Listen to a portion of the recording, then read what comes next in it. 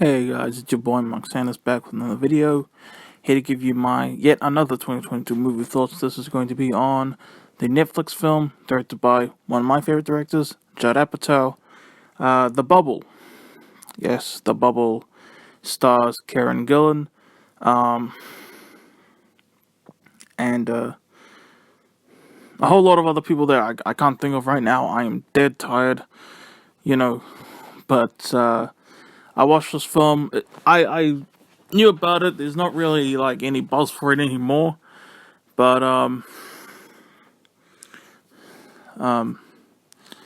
but I thought about it randomly, I think, and then I was like, I'll watch it today. And by the way, I watched this film, and this is being recorded on June 17th, 2022, but this will not be uploaded until June 21st, 2022. So, yeah. Now, what The Bubble is about, it's in the universe of The Bubble, of course. The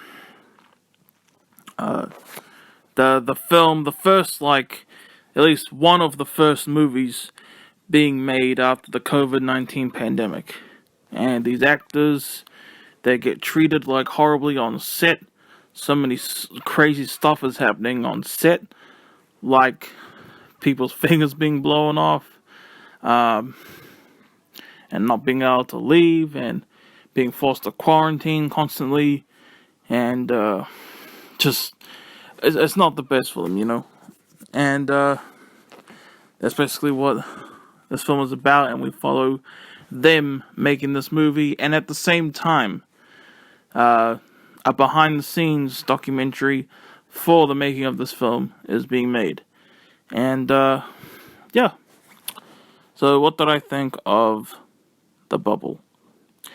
I will say I did enjoy this for what it was, but it's just enjoyable. It's a nice thing to have in the background. If I want something to be in the background while I don't know, wrote scripts or something, I could see this being a film I'd put on in the background. This is nothing like anything Judd Apatow has done before.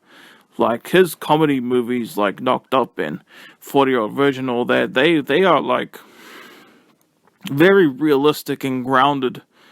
They're still hilarious comedy movies, but they are very, like, realistic and grounded, you know what I mean? And so this is a huge departure from this. This is, like, crazy stuff, man. Pedro Pascal's also in this. Lazy Man is in this. Iris Apatow is actually in this, and I was like, "What? That's Iris?" Like, she looks so much like Maud Apatow in this. I swear to God.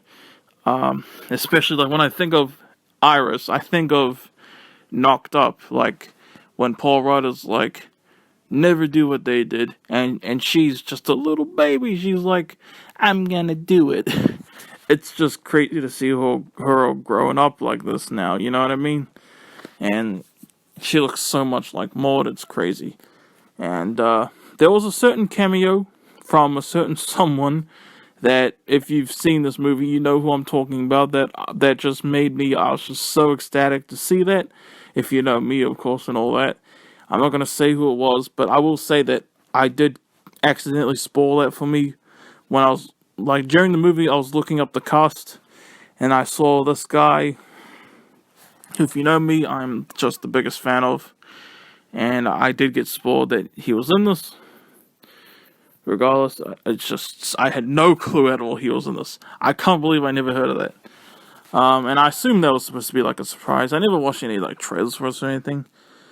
These guys, they're making Cliff Beast. I think that's the name of the movie franchise in this universe. Cliff Beast 6, and Karen Gillan was the main character in this. Although there were times when it kind of felt like Iris Apatow was going to be like the main character. But yeah, it has wacky stuff, like, and like quarantine stuff, and it's enjoyable. I'm not going to give this like a high rating at all. like I said, this is just something I'll put in on the background. And this one character, he, I guess you could consider this a spoiler, but this one character who, like in the middle of the movie, just starts freaking out, like, no, I'm not going to be like in this movie anymore. He's like the comedy relief. I'll probably call him, aside from that one guy that cameoed in this movie, my favorite character. And he's barely in this, sadly. Look, with the story going on and him wanting to leave, it made sense. And his absence actually made room for a couple more crack-up jokes. Like how they were going to do the rest of the film without him and all that. But, yeah. I have no idea what more to say about this, honestly. Nothing negative to say, but nothing too positive. It's very, very in the middle. I'll probably give this a 5 out of 10. I enjoy it, though. It's a good 5 out of 10. It's not like, oh man, that was so disappointing type of 5 out of 10. What would be that type of 5 out of 10? I don't know. But this, this is fine. I probably won't watch it seriously again. Like I said, just for like background stuff. But I like this film, sort of. I'm dead tired though, so yeah. But that's my thoughts on the bubble, y'all. Hope you guys enjoyed, and stay healthy, y'all. Drink water, eat fruit and vegetables, eat less meat. Peace out, y'all.